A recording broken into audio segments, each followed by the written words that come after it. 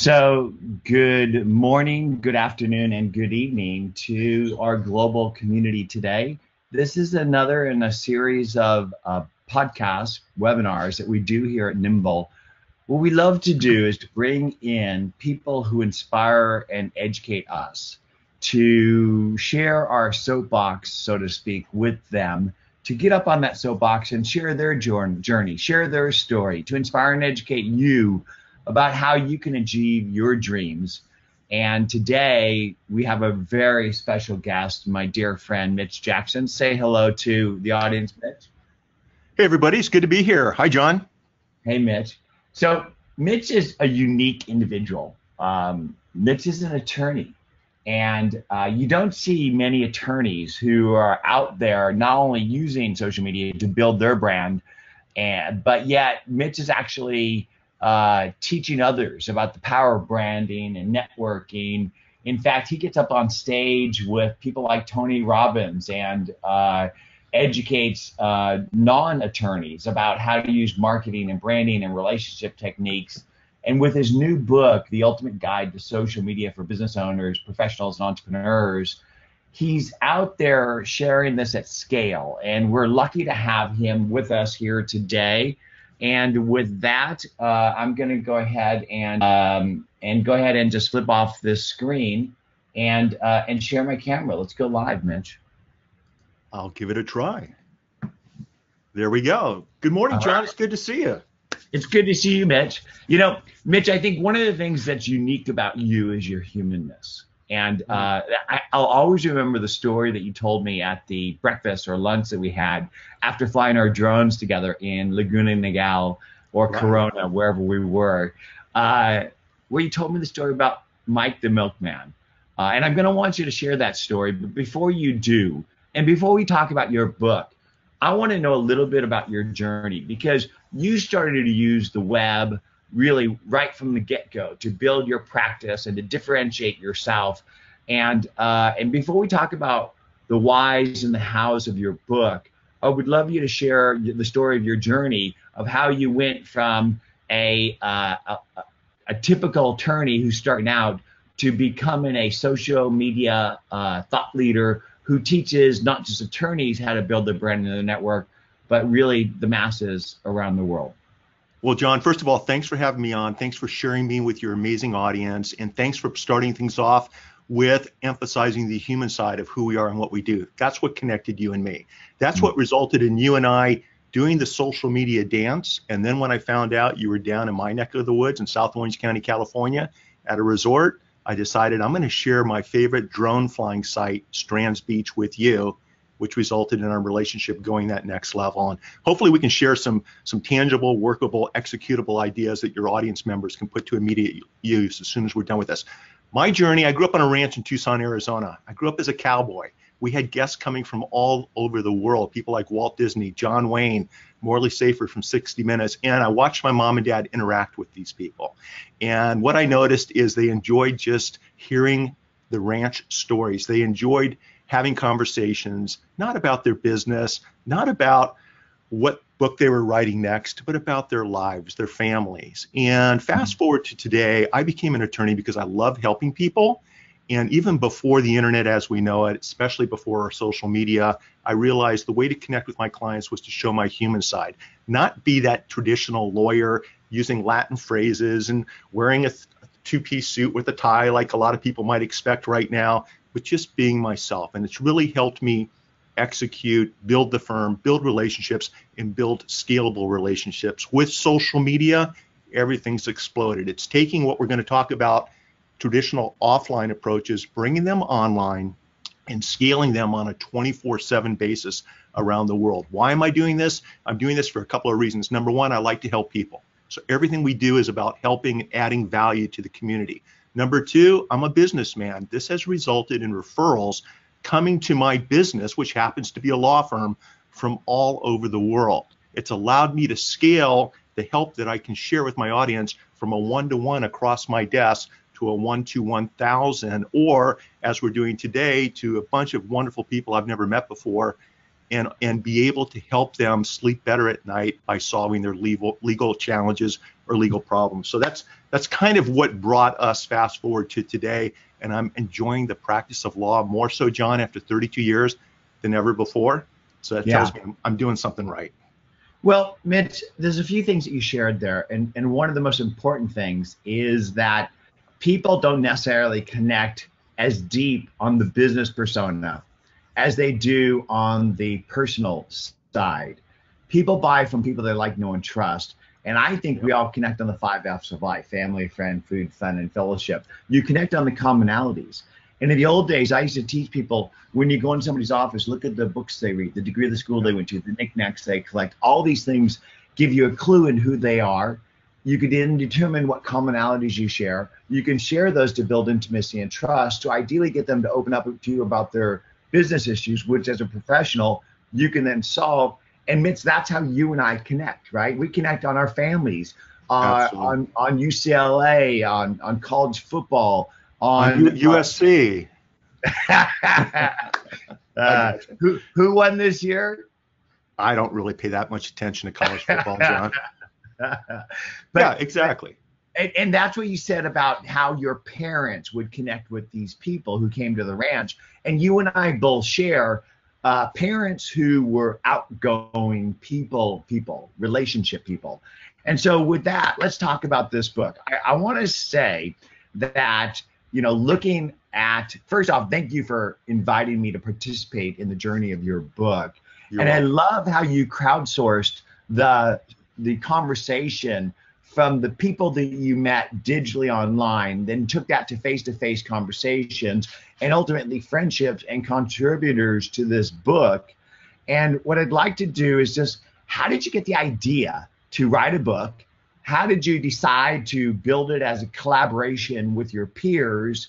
And then how did you decide to sort of structure it into these different structures? So how did this whole thing start? So what I wanted to do is give other people a compass, other business owners, professionals, and entrepreneurs a compass to how to use social and digital, but it's a little bit more than that, how to communicate effectively offline and online. Mm-hmm. And, John, you wrote chapter 40 in the book. It's called 5 Strategies to Build Your Personal Brand and Professional Network. There's a reason why I reached out to you, because what I found is what you've done with your original CRM, which I used back in the day, and what you've done with Nimble is you've used these platforms to build and scale relationships. And your audience may not know that I use Nimble when I'm picking a jury. When we hear jurors' names, we'll put their names into Nimble, and we'll find out what has been of interest to them, especially on social media. What have they been posting about over the last week, so that when I'm asking questions, I can tactfully, in the back of my mind, incorporate the information I immediately learn in the courtroom with that Q&A process. And usually it's by asking open-ended questions, right? We use these more than we use these to communicate. Mm-hmm. So, John, the reason I wrote the book was because I wanted to surround myself with people that were smarter than me, that were experts on the different platforms. The book, you guys, it's written in 3 components. The first component is the mindset of social media. You have to have the right mindset. The second component is how to use each platform and understanding the personalities of each platform. The last component, which is my favorite, because I'm a big fan of this, and I'm still working on it daily, is all about communication. I've reached out to some of the top communication experts on the planet to share how to immediately grab your audience's attention on social media, whether it's a podcast, a written blog post, or a live video, to add value and to capture their attention, right? So what I've done, John, is I've never been accused of being the sharpest knife in the drawer. But the reason I've had success offline with the law firm and online on social media is I surround myself with really smart people that are smarter than I am on different topics and issues, and people I like being around. Amen. People I enjoy spending time with. I'm at the point in my life where if there's somebody that walks into my life that wants to hire my firm to do something and I'm not comfortable with that individual, it's adios amigo. I just don't waste my time with people that are wasting my time. What's really cool, John, is this little bad boy right here. This has changed everything. What I used to do with bar association meetings, you leave the family, you go to a bar association meeting, and you meet 2 or 3 people and you start building referral relationships. And that's great. I love the one-to-one. I love having breakfast with you, John, because you get to know people on a deeper level. But what I've noticed is with the smartphone, with social media, as a matter of fact, everyone that's watching today's webinar, if you have a smartphone in your hand right now, if you're watching this webinar with your smartphone, if it's on your desk, if it's in your purse or briefcase, put a 1 in the Q&As, if you would. Put a 1. I want to know how many people have this in their hand or immediately available right now, because this is what's connecting us as human beings and as business owners. More people have access to a smartphone around the world than they do drinking water, toothbrushes, or working toilets. And once again, a lot of ones here, Mitch. A lot of ones. Well, when I asked that from the stage, John, everyone, 70% of the people will raise their hand, and then the other 20 or 30%, they've got it on the desk, they've got it in their purse or briefcase or their back pocket or jacket pocket. So everything we're doing today, and we're going to talk about, needs to be mobile responsive. Engaging on social media, asking questions, offering value. That's how you connect on not only a local or national level, but on a global level. Why did I start doing this, and why did I write the book? Because, John, when I was getting off stage at different events that I speak at around the country, people would come up to me. How do you do this? What did you mean about that? What is newsjacking? Those 3 things you said that Bob Burg told you. Bob Burg wrote The Go-Giver, everyone. And Bob wrote one of the first chapters in the book because it's all about go-giving. It's about being a giver on social media. And I realized I could answer those questions one-on-one, or I could reach out to the experts, people like you, John, and bring them into the book and then share that work with the world. And that's what I've done. It's the best thing. I wish I had done this 20 years ago, John, because it's the best thing I've ever done. And my favorite thing about the book, because my kids don't listen. I have 2 great kids, you guys. They're both doing amazing things, but they don't listen to me. I'm dad, right? I'm not smart enough to chew gum and take the trash out at the same time. But I was able to give them the book and say, just read this when you have a chance. For me, that was the best thing about doing this book, was being able to give something to my kids that they can put to use right now and hopefully over the next 20 or 30 years. I think, Mitch, when your kids do things and you're proud of them, that's really a joy, right? When you achieve something, like when, your daughter got into USC, she should have gone to UCLA, but when she got into She did her undergrad at UCLA. When she got into USC, that, you probably were really proud of her. But yeah, the feeling that you got when your son saw Gary Vee shout you out on Snapchat, right? It's like, that's pretty cool. But what I want to talk about is the value of content and the fact that most people stink at writing content. And exactly. I think that I'm a math computer science major, so I don't write a whole lot. I have ideas. I share the ideas. I think my ideas are powerful. Other people do too, but I'm not a writer. And so to build my brand and the Nimble brand, I identified influencers in and around the areas of promise of my product, thought leaders in social sales and marketing. I shared their content, hashtagged and attributed them appropriately, which started conversations with people looking to be better at those things, with the audience of the thought leader and the thought leader themselves, which basically I didn't have to write the content. And I think the beauty of what you're demonstrating is you can take that to the next level and compile that and start to share that. And so before I get into the details of each section, I just want to encourage the audience to ask questions. We learn from the questions. We're going to compile the questions in the background. One of the questions that was asked is, what kind of attorney are you? So you might want to share that right now, and then we'll get into the sections. So I enjoy trying cases. For me, it's like high school and college sports. You walk into a courtroom, there's 12 people you've never met before, AKA a jury, and you get to hold wrongdoers and the bad guys accountable. That's what I love to do. It's my passion. John, the biggest mistake I see business owners, professionals, and entrepreneurs make is they jump on social media and they share the wrong content, and they wonder why nothing happens. They wonder why all they're hearing are digital crickets. And what I want everyone to take away from today's webinar is take a step back and really make an effort to show your human side. Ask yourself, what is your why?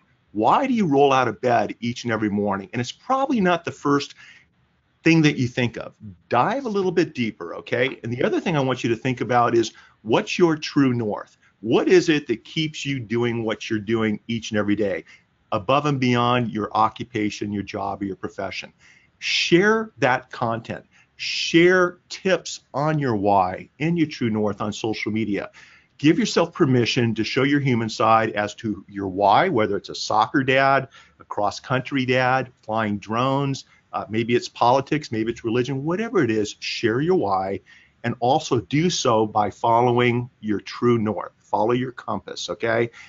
If you do that as a professional or a business owner, you're going to separate yourself from everyone else that's sharing boring, content that nobody's interested in reading or looking at. It's all about your audience and about your audience's why. When their why and their need aligns with your why and your ability to add solutions and value, that's where the magic happens on social media. And the way you do that is you ask open-ended questions. You listen. You communicate like Carmine Gallo, who wrote Talk Like TED, shared 3 ways to communicate on social media that he pulled from 200 different TED Talk speakers, and he tweaked it for the book to help communicate more effectively on social media. You've got to be engaging. You've got to use your hands. You've got to look people in the digital eyeballs. I'm looking in the webcam right now. I'm not looking at you over here. I'm looking at the webcam. There's an approach that you can learn to engage on podcast and written blog posts and live videos that we share in the book. And I want really, really good professionals who are dear friends of mine to learn these techniques so that they can help more people. And so, it's just critically important to share your why and to help others. And after you've earned their trust, after people start to like you, if you need a favor from someone, if you need to reach out and ask someone like John to write a chapter for your book, if you've done these things, the answer you get is absolutely, when do you need it? Which is what I heard John say. And John, I heard the same thing from the other 46 or 47 people that I reached out to. It wasn't something, the Gary Vee tweet, by the way, you guys, it went out to 1.8 million people about the book. Gary pointed out in his tweet, and I told John, this is a learning experience for my son. His Snapchat was blowing up, and all of his friends were saying, gosh, your dad has street cred. They all follow Gary Vee. And, he just tweeted Mitch out. Is this real? Is this a joke? Or is it the real thing? What Gary put in his tweet was, after 9 years of knowing Mitch and engaging with Mitch and meeting Mitch at different functions and different organizations and speaking engagements, I wanted to give him some love. And he was transparent enough to say, I haven't even read the book yet. The key there is 9 years of a relationship. And so that was my learning experience with my son is, Garrett, things don't just happen overnight. You got to put in the time. You got to put in the work. You got to be Mike the Milkman. And you brought up Mike the Milkman at the top of the show, one of my favorite life lessons of all time, and I'm going to keep it short and sweet. Mike is my father-in-law. He's now in his 80s. When I asked him permission to marry his daughter, father of 3 girls, we were pulling a ski boat to a lake, and he pulled over to the side of the road, and he looked me in the eye, and he said, do you know Mike the Milkman's 3 keys to success? And I said, I don't have a clue, but I'm about to learn them, right? And he goes, you're absolutely right. Number 1, put your physical and emotional health first. Unless you're physically and emotionally, mentally healthy, you're not going to be any good to anybody else. Number 2, take care of my daughter, your family, your neighbors, and your friends. Number 3, take care of your occupation, your profession, or your job.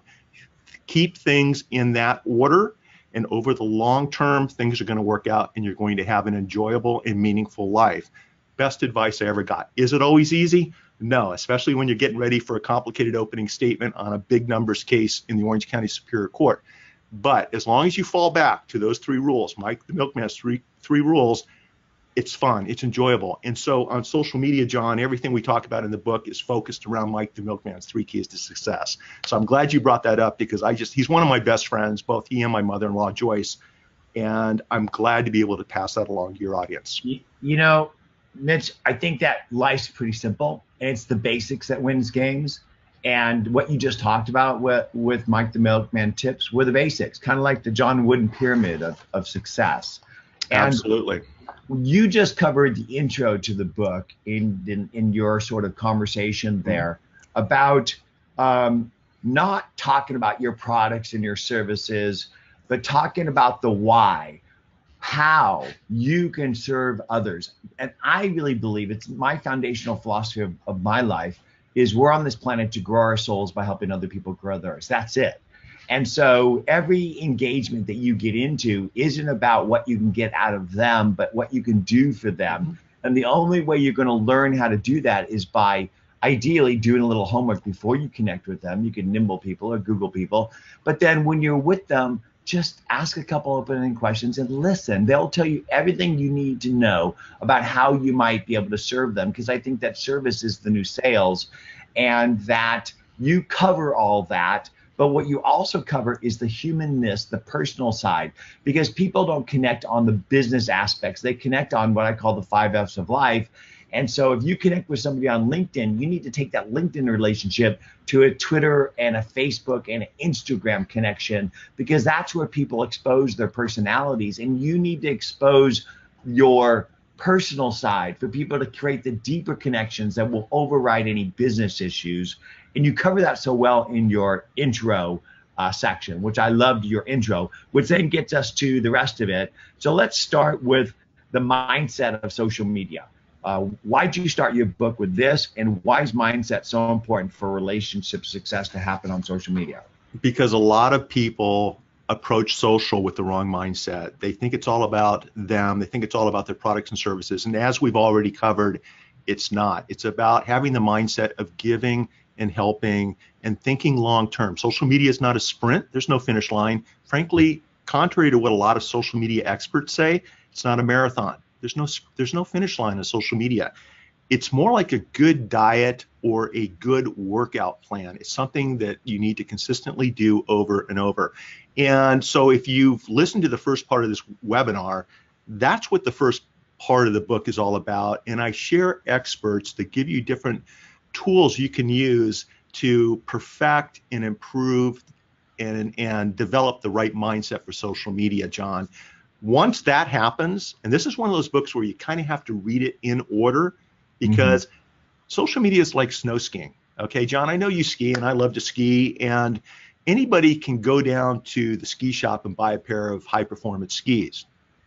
Anyone can go to Twitter, LinkedIn, Facebook and set up a free account. Just because you buy those skis or you open up that free account, it doesn't mean you're going to have a successful experience out on the mountain or on the social media platforms. You have to understand how to use the platforms, or you're in for a long day falling down the slopes or making a lot of critical mistakes on social media. So the second part of the book is all about how to use each platform and understanding the personality of each platform. I reached out to a top person on Twitter, YouTube, LinkedIn, Instagram, you name it, all the top platforms, and asked them to share more so about the personality of a platform as opposed to setting it up. Setting up a platform simple. You can Google that, but you've got to dive a little bit deeper. And so I want people to think about the second part of the book when they're reading what these experts are sharing with them, as you've got the skis, you're at the top of the ski lift.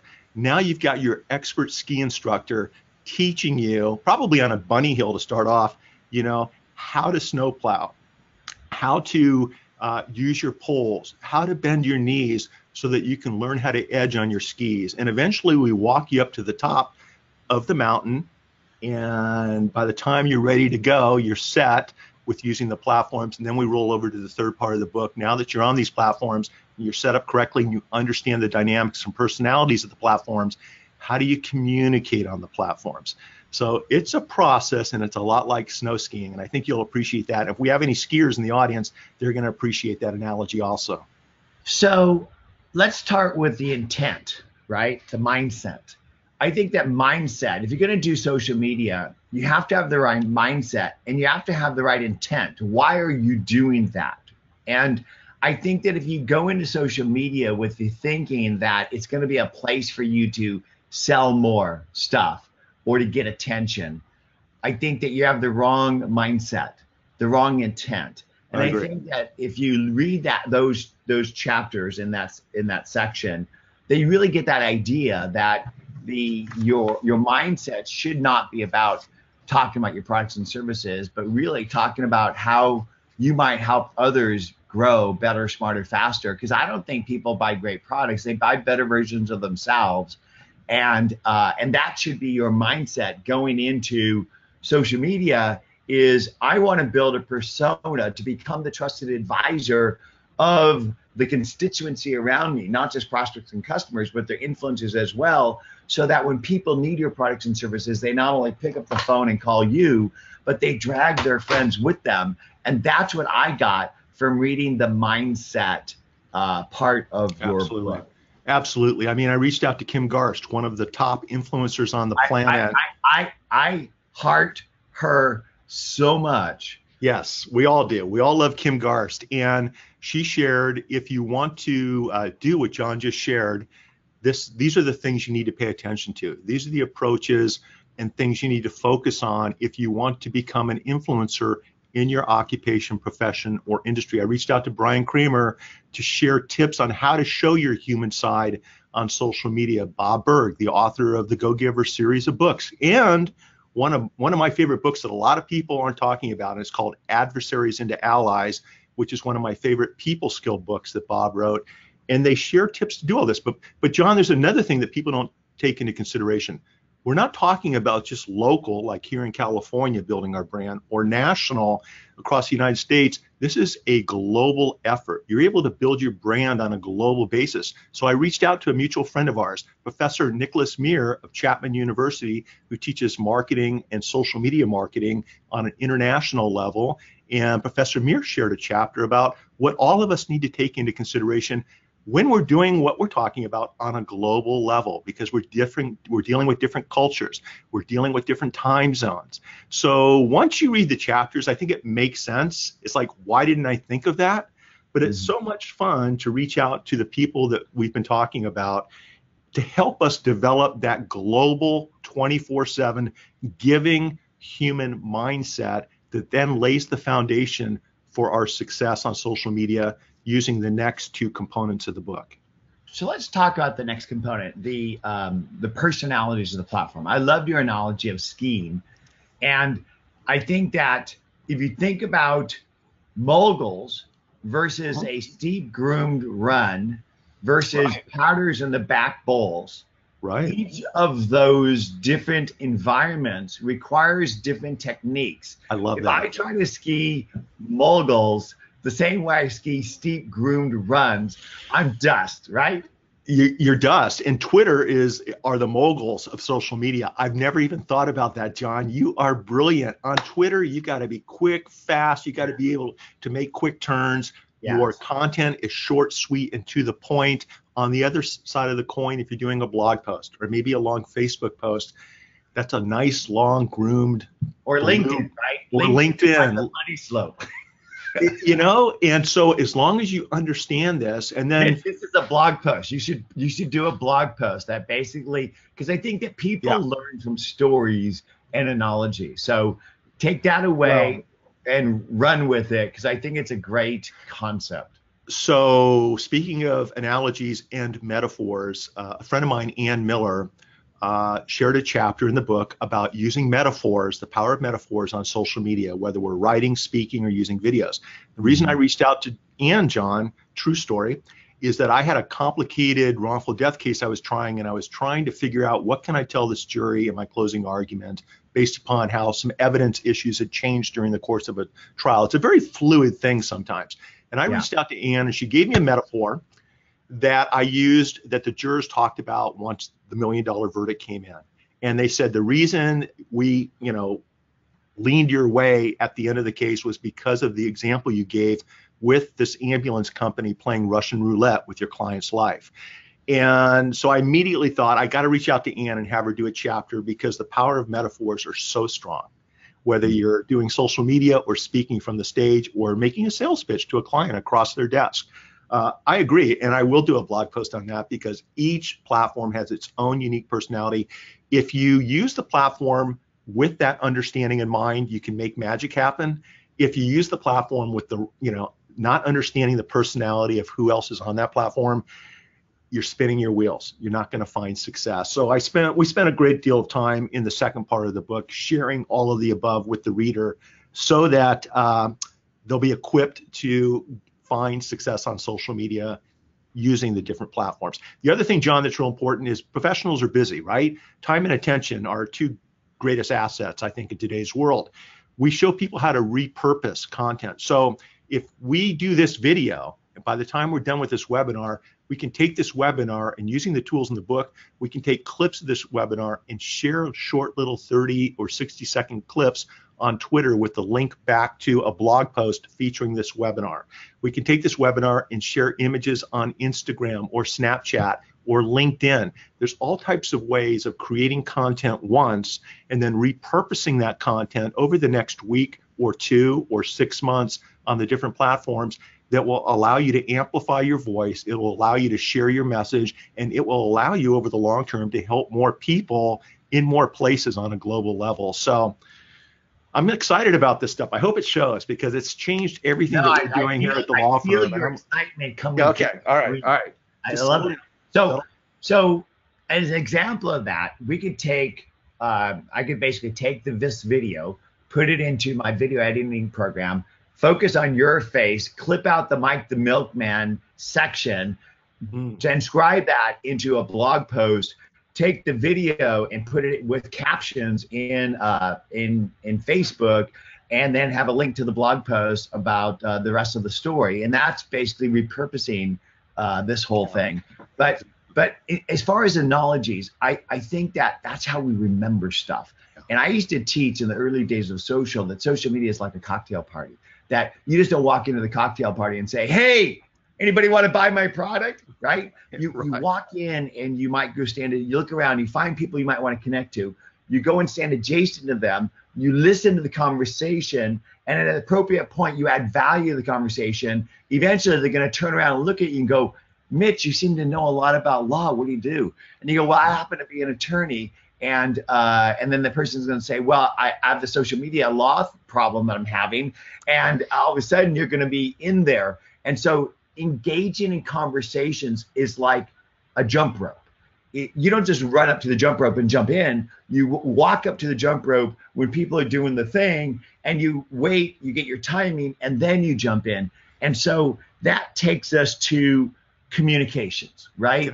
Can I add something before we dive into communications? Because Sure. As you're jumping that rope, like John just explained, if you're a professional, if you've got some type of specialized training, once you jump in and you start jumping that rope, you guys, highlight your expertise, highlight your profession. In other words, people on social media, when they're ready to receive your message, if you've got credentials, if you're a professional, a doctor, a lawyer, a CPA, you're a CEO of a company, your message will have more impact on the listener, on your audience than maybe somebody else because of your expertise, because of your education. So don't discount that or minimize it when it comes time to hop in and start jumping that rope. It will give you more credibility than someone else just walking down the street. So once again, John, in the book, we do talk about that at the right time. Let people know that you're a doctor, a lawyer, a CPA, you've started multiple companies, you have your own startup, because it'll give you street cred on social. And it's just one of the many things that people look at in deciding how much time or attention should I give this person when listening to his or her message. Communication. Probably not a good idea to interrupt people like I just did with John. That's probably lesson number one, but so powerful. And it's something that we can all learn how to do. Right, John? I mean, we can all learn how to be better. I think communication starts with this. It does. It does. Absolutely. Yeah, it starts with this, whether you're making a sales pitch, whether you're on social media, whether I'm in court. One of my strengths with trying cases, John, is picking a jury. If I can pick the right jury, I honestly believe I've got the case won before I call my first witness. That's how important voir dire is, jury selection. When I watch other lawyers pick juries, all they do is instruct the jury. They tell the jury what the jury's supposed to do. They don't get it. What you want to do is ask a short, open-ended question and let the jurors talk. And bring in other jurors. Does anyone else agree with what Mrs. Smith just said? Why do you feel that way? And let them do all the talking while your associate's nimbling everyone. And that's how you can create the foundation so that when you take things to the next level, they look to me as their guide in the courtroom.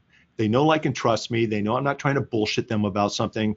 And they put a great deal of weight of the witnesses that I call, the evidence that I submit into evidence, and my closing argument. I think the same thing happens on social media. So we reached out to experts like you, John, Mark Schaefer, I've just got a long list, and I don't want to leave anybody out. But I already am leaving people out because I'm spacing out. And sometimes you guys, you space out. People, Mitch, you won't be able to not leave somebody out. So. Well, in the last section on communication, and so you want to be real. And, it's like Carmine Gallo, John Ferrara, Mark Schaefer, people like this, Courtney Smith Kramer, who wrote an outstanding chapter on keeping things entertaining on social media. When you're on social, be engaging, be animated, entertain people, keep their attention. So the communication aspect of that, along with some actually, it's 3 steps that Chad Barr shares when communicating on social media. These are 3 powerful steps that I teach in my Legal Minds, where somebody has a legal question. And we always say, listen, what are the top 10 or 20 questions you get asked in your profession, in your occupation? If you're a business owner, what 20 questions do your clients or customers ask you on a weekly or monthly basis? Then answer each of those questions in a 2 to 3 minute video or podcast or blog post. There's a right way to answer those questions. And so Chad breaks down step 1, step 2, and step 3, so that when you're done with this content, you've answered the question, you've done so in an engaging, pithy, and entertaining way, and you've left a memorable impact on the person watching the video, listening to the audio, or reading your blog post. So it's not just giving an answer, it's doing so in a way that's going to make an impact, using stories, using emotions, using metaphors. That's how you connect on social media. And so that's what we stressed in the 3rd section of the book on communication. So there was an actress and entrepreneur named Mae West. Do you remember Mae West? Vaguely. Yeah. So I might be a couple years older than you, but my dad really admired her because he was an entrepreneur himself. And she had a saying, out of sight is out of mind, and out of mind is out of money, honey. And that's what we're in a fight for today, is being top of mind. Like I said, so when people need your products and services, they not only pick up the phone and call you, but they drag their friends with them. And I think that everybody listening to this today has forgotten more about their passion, products, and profession than any of their prospects and maybe even their influencers will ever know in their life. And if you simply gave your knowledge away on a daily basis, you can establish yourself as a trusted advisor so that people will consider you when they need you. And I think that's a big part of the communication aspect, is a proper mix of inspiration and education with personality and humanness and authenticness, and all that sharing, all that communication requires engagement. Because if all you do is share and not actually engage, then it's like fishing lures dropped in the river that you don't ever pull in the reel when the bite happens, and then you're never going to get any fish. And Mitch, one of the things that breaks my heart is when I walk down streets like my street here by my home, Montana Avenue, which has these beautiful shops that cost a horrendous amount of money for rent, sitting there in the building behind a counter waiting for people to come in, and nobody's in there. And I think to myself, how many business people are sitting in their office and waiting for somebody to call them or walk in their business? You can't wait for life to happen to you. Yeah. You've got to get in the river, put your waders on, get in the middle of the river and start conversations. And by dropping those lures into the river of inspiration and education, you will establish yourself as that trusted advisor. People will start biting on that stuff, but it really requires engagement for you to succeed. And that engagement has to be real and relevant, because you can't continue to communicate with that person every single day, because there's tens of thousands of connections that you might have. And so you need to make every connection so real, so meaningful, that you built this relationship, and I call it relationship, capital REAL, relationship. Actually, I just got that domain for my new book. It's the new title of my new book, Relationships.life. Well, but anyways, when you build a connection that's truly deep and authentic, you don't have to talk to that person for a year, maybe 10 years, could be 20 years, Yeah. and they'll quote know you, and they'll want to connect with you, and they'll be open to you. And that the whole part of communications requires that relevant, authentic, human, real connection. And if you do that right, magic happens. What do you think, Mitch? Well, I mean, I preach this weekly in my mastermind. I've got a mastermind of lawyers from around the world. It's legalminds.lawyer. And everything that John, everything that's in the book, it's a big, thick book, you guys, 300 pages, 52 chapters. Everything in here is great. And the reason I was looking down while John was speaking is the very last thing I say in the book is this is all great stuff, but you've got to take action. You've got to execute. And what I share in my Legal Minds is we're sharing really good stuff to help professionals do what you just said, John, but you've got to take action. I want more people to stop, attending conferences, stop reading books, and start executing, start taking action. Be consistent on a daily basis. That's the secret. I've helped several hundred companies start up, okay, over the last 32 years of practicing law. Without exception, the companies that have started up and succeeded are the companies where the founders took action on a daily basis. Consistent, hard action. They worked their butts off. So everything we're talking about takes effort. Everything we're talking about requires work. Nothing happens overnight. John, the foreword to my book was written by, I believe, a mutual friend of ours, David Merriman Scott. And I remember my daughter coming home from LA, her first year at UCLA, the new rules of marketing and PR. He's a genius. Her first year at UCLA in her undergrad, telling me that she was working as an intern for a friend of mine, and she met three amazing people. One was LeVar Burton, who did Roots and Star Trek. The other one was Mike Rowe, who does the show Dirty Jobs. But she goes, Dad, one gentleman who has a daughter my age really spent time with me and made me feel comfortable, and his name was David Merriman Scott. Do you know David? I'm like, do I know David? I read his books. We're friends on Twitter. I'd like to know him a lot better. And so that started the journey. And I thanked David in a private DM. He reached back over to me. Mitch, your daughter, AJ, is fantastic. It was a pleasure. 2 years later, I'm on stage, or 3 years later, I'm on stage with David at the Tony Robbins Business Mastery, using our firm's newsjacking approach as an example. It's a relationship. It's a dance, but it took work to make that happen. And then having him ask me, hey, Mitch, is there anything I can do to help with your book? And I'm like, David, actually there is. Would you mind doing the foreword? So that's the way it works. Was it easy? No. Looking back, it took several years, just like the Gary Vee tweet, right? But it's fun. I mean, the other thing, John, is this is fun. Yeah. Right? This is like we're building our brands, we're helping people, we're sharing value, and we're having a good time doing it. For me, that makes it all worthwhile right there.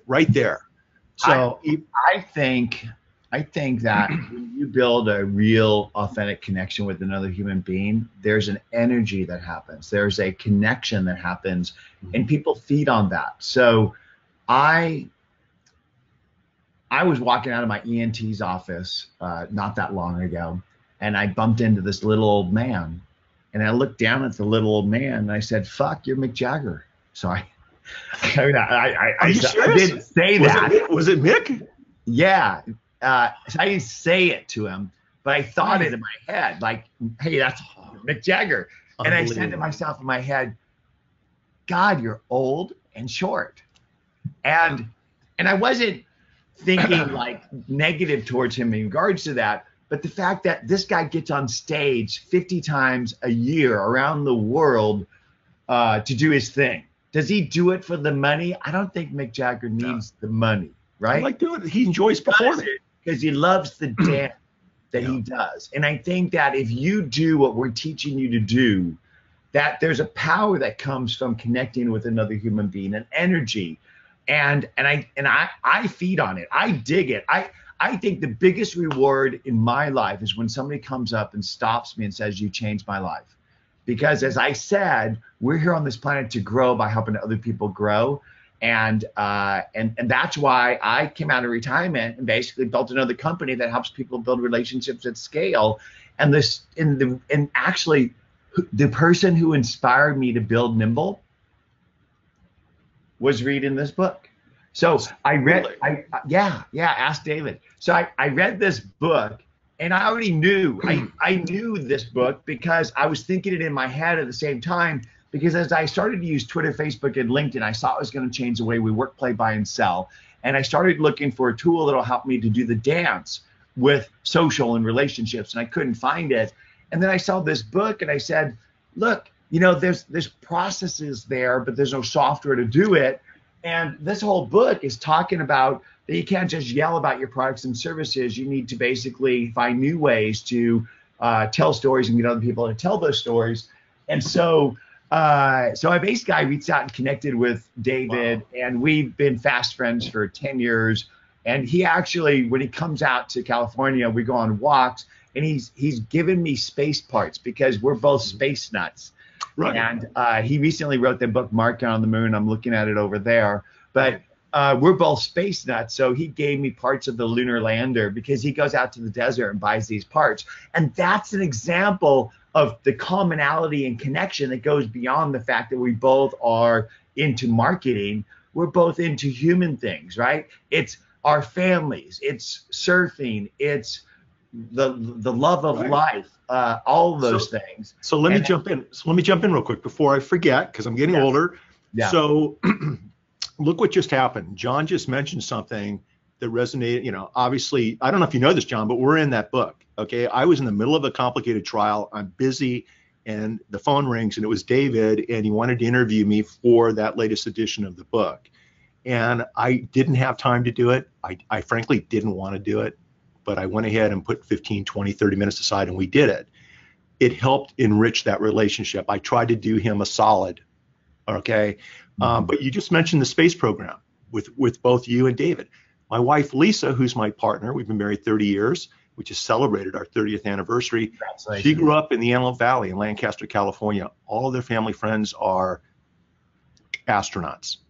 Okay. Like you walk into her friend's house, and here's a picture, black and white picture of her friend's father walking on the moon. Or they work at Skunkworks. Skunkworks. That's Lockheed's. Okay. Where they build the things. And so it's one of these things where I'm at a Super Bowl party having chili with the pilot who flew the 747 or the 757, whatever it was, with the space shuttle on top. And when they flew through Antelope Valley, they tipped the wing to President Reagan back in the day, I believe, if I'm not mistaken, or one of the presidents. All of these people are easily accessible. Reagan's in Simi Valley. And so if you or David are interested in meeting any of these astronauts, just let me know, because they're friends of Lisa's side of the family, and I'd love to make that happen. I wasn't aware that was something you were a fan of. So that, you guys, is what real-time social media is all about. Listen to what other people are saying, and then if they're excited about something and you can help them with their why, with their passions and their interests, go out of your way to do it. It's fun to do. And connecting John with some of these people, it's mutually beneficial to all parties. Yeah. But what a small world. Yeah. That's an example of the whole point of connection and communication. When you do create a soft connection on social, you got to take the digital connection into human face-to-face, or at least this, right? And when you do that, shut up, ask questions, shut up, listen. They'll tell you everything you need to know. It may not be a business introduction. It may be a personal thing that you do, but find a way to add value to that person. And in the end, maybe you shouldn't even ask for anything. Just pay it forward. And if you do that the right way enough time, people will ask you, Mitch, what can I do for you? And with that, I'd like to get to some questions, because we got a few minutes left. We got some questions. So if you have any questions, now's the time to ask them. Michaela's being kind enough to transcribe them into this online form. One of the questions, Mitch, is miss the name of the book that Mitch mentioned about TED Talks. What's that? The book is by Carmine Gallo, Gallo, and the book is Talk Like TED. And it's on my bookshelf at home. It's fantastic. Awesome. And I love questions, so bring them on. And then, Mitch, tell us the name of your book again. And Michaela, if you could just share a URL to the Amazon link in the chat window. We're going to have a slide at the end that has this, but that way people could just click a link right now. So the book is The Ultimate Guide to Social Media, for business owners, professionals, and entrepreneurs. It's on Amazon. If you go to socialmediabook.online, that will take you to the Amazon link. And this is one of the Tony Robbins events. We had about 2,000 people in the audience. I don't know if you guys have been to Tony Robbins, but it was a pretty impressive event. I was blown away, and we've done that the last couple of years.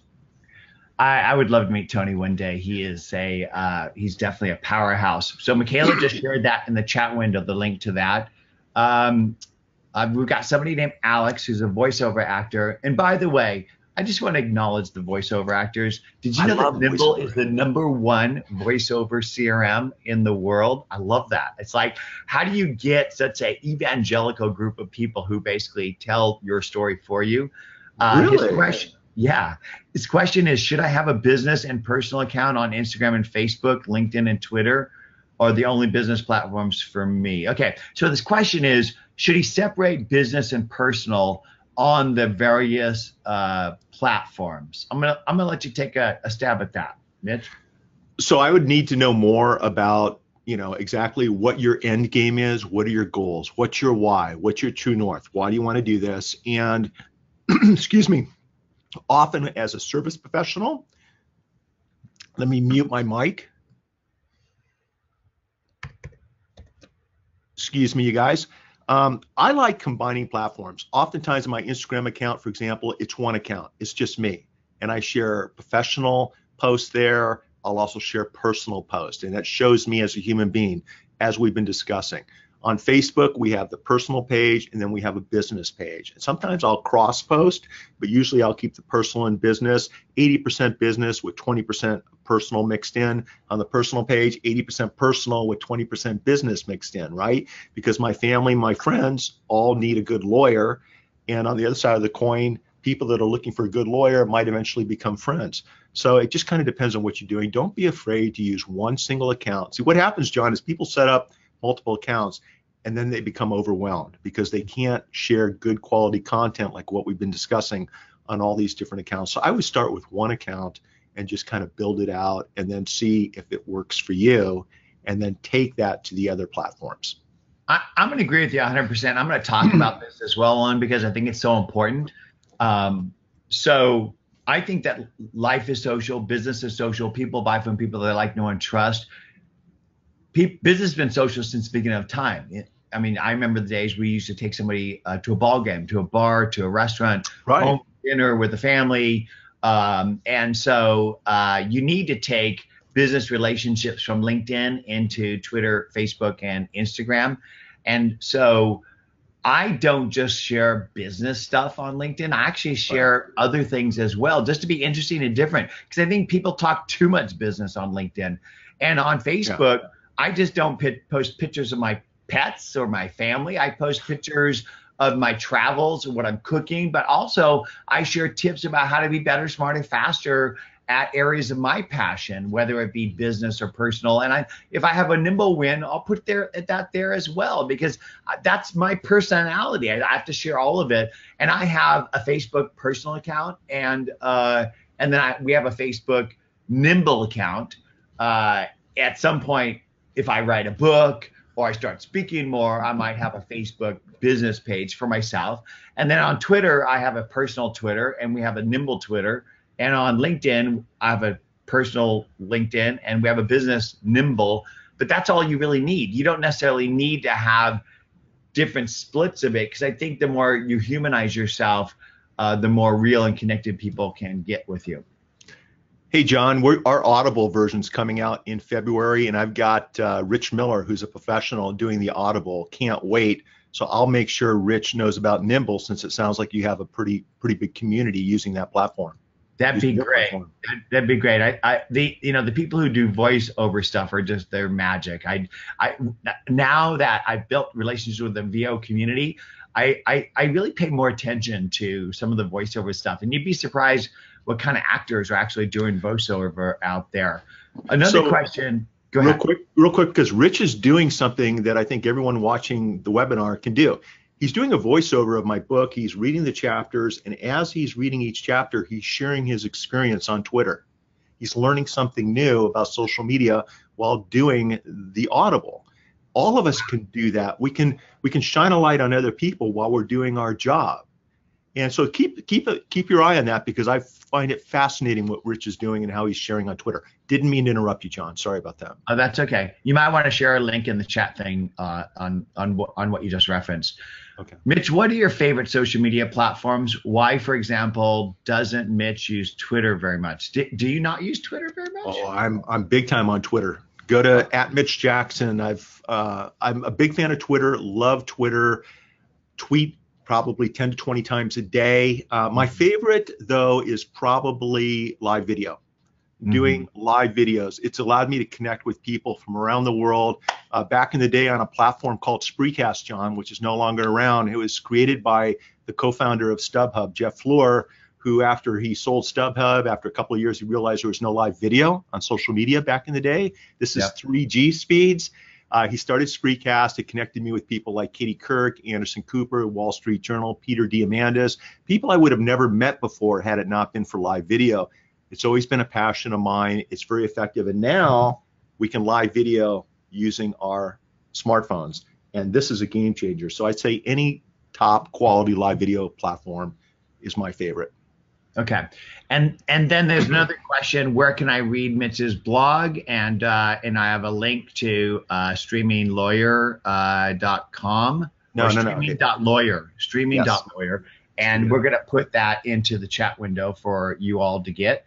Is it possible, if we employ these strategies, that the day of the cold contact is dead?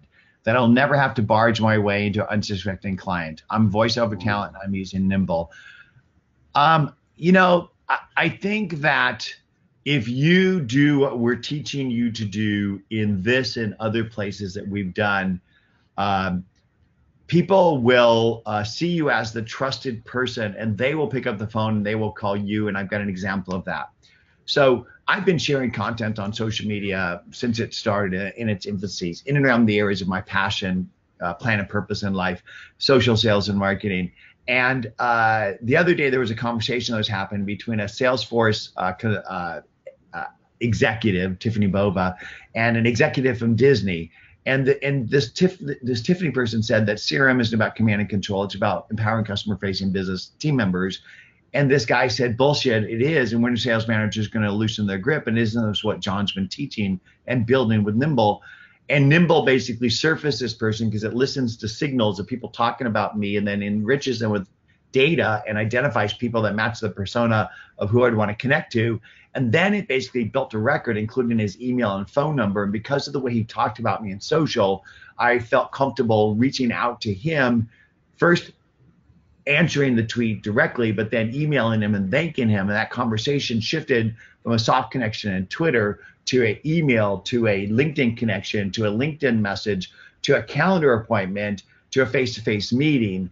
And basically that wasn't a cold call. He basically was reaching out to me. And so I think that if you build your identities in the proper places, if you share content that's inspirational, educational, if you engage in a relevant, authentic way, that you'll be buried in inbound conversations. But that doesn't mean that you can't reach out. So the other day, somebody from Adobe asked me if I knew somebody, and this person basically just followed me on Twitter, and they said, I'd love an introduction. So I reached out on LinkedIn and built the connection and then did the introduction. So I actually kind of cold called him in a way, but in some cases that's okay, as long as you have something of value to give and you're clear and concise about why you're reaching out. People are going to be appreciative of that. So basically, don't be afraid to pick up the phone. People, if you're offering something of value, people actually want to hear from you. Mitch, you have anything on that? All I would say is avoid cold calls and do what we've been talking about for the last hour so that when you do reach out, it's a warm call. Amen. Very simple. Amen. How do you use handwritten cards and letters, or do you? Love handwritten notes. My handwriting is terrible. Okay, I was not the best student in the world. I wish I had great handwriting. I don't. I use an online service that allows me to go online, and what I'll do with John when we're done, and John, you can share with everyone if you think it's a quality example. And it's a handwritten note that's done online, whether it's done by another person or a computer. It's awesome. I've had people reach back over to me, Mitch, appreciate the handwritten note. Man, you have beautiful handwriting. So I use technology for my handwritten notes. Do you use Felt, or what do you use? I use Bond. I think it's Bond, Bond.co. Yeah, I know the Bond people. They actually have a machine. So first off, you give it a sample of your writing, and it'll build a script of your handwriting, and even improve it a little bit so it's better. And then there's a machine with a pen. It's like a robot that actually writes the card out. It's fascinating. It's fast, and you can do it from your desktop, your laptop, your phone, and it leaves the right impression with the person who receives your thank you note. My handwriting's terrible. I wish it wasn't.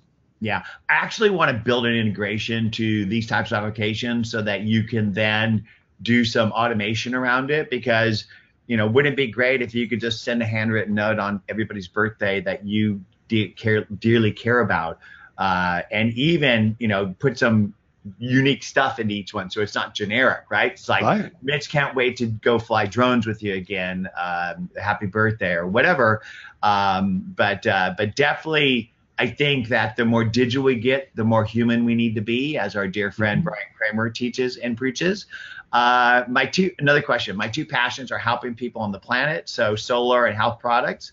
How do I mix the two on social media and still look like a stable person in business? Solar energy and health products. Well, I think that to be a healthy person, you need to get out in the sun. And so I do think that sunshine and health products are kind of related. But Mitch, what do you think? Well, maybe there's a environmental awareness aspect to all of that. In other words, you're helping the environment in some way. But look, I wear many different hats. Okay, a lot of people who know me on social or meet me around town, they don't know I'm a lawyer. They think I'm, a social media expert or a speaker or something like that, and I'm fine with that. I would say just follow your passions. Do what you enjoy doing. In all of these examples, share short video clips. Share examples of how you're adding value to a community or to the world through your products or services or your passions or interests. It's probably the best way to kind of build your brand doing what you're doing. Yeah, I agree. I think that you can have an identity for the solar business, an identity for the health business that are the commercial identities, like the company identity. But then you as a person can share content about both and just be part of that brand and still be okay with it.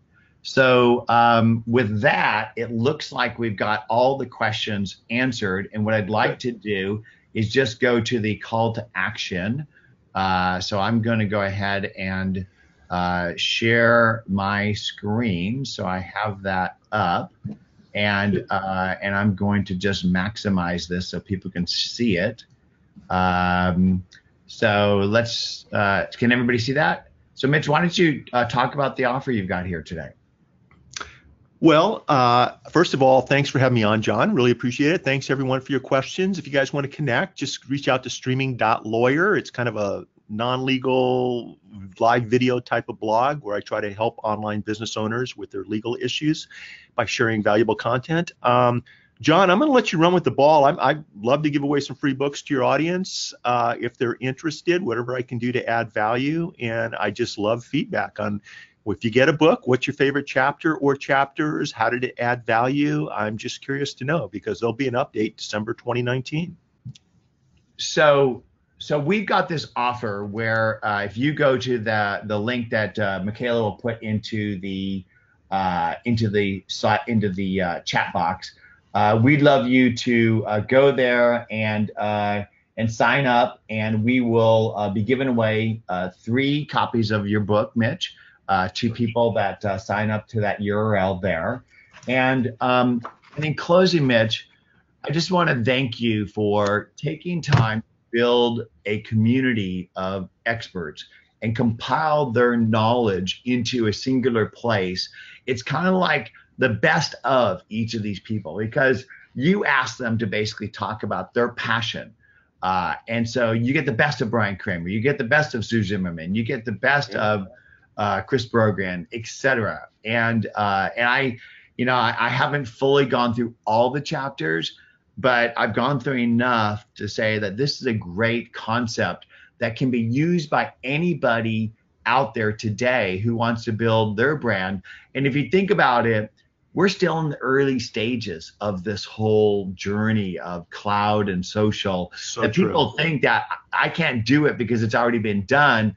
Well, yeah, if you want to be a thought leader in social media, maybe, but if you want to be the top landscape design person in your area, you can get on social today and probably build a brand in short order as an expert. And that goes for all kinds of different industries. And so don't wait. Build your brand, get out there and put your waders on, get out there in the river, start having conversations, because magic happens from those conversations. And it's not just the business magic, but it's the personal magic, like the relationship that we have that brought us here today together. So Mitch, thank you for writing the book. Thank you for joining us today, and make it an amazing weekend. Do you have a favorite of all the football teams that are playing this weekend? So my favorite will be probably the LA Rams, John. I think you're probably a Rams fan, and I've got my fingers crossed they're going to make it all the way to the Super Bowl. And you guys, thanks for having me on. Thanks for allowing me to be a very small part of your day today. And between now and the next time we meet, make it a masterpiece. Thank you, John. Thank you, Mitch, and go Rams, man. Go Rams. Take care.